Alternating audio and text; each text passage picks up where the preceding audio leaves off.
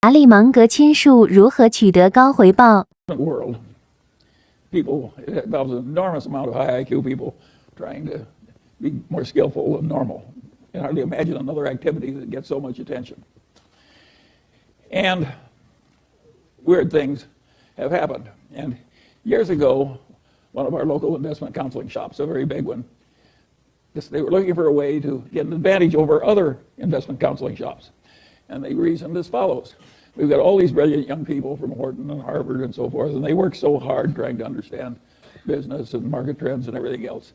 And if we just asked each one of our most brilliant men for their single best idea, then created a formula with this collection of best ideas, we would outperform averages by a big amount.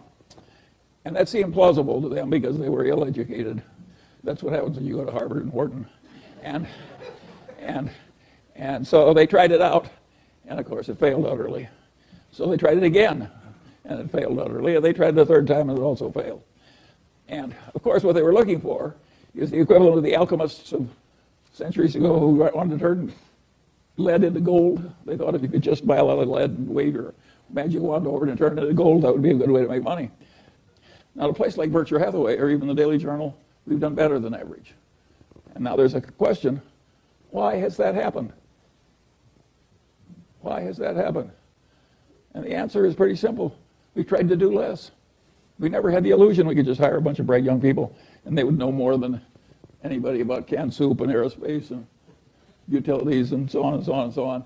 We never had that dream. We never thought we could get really useful information on all subjects, like Jen Kramer tends to have.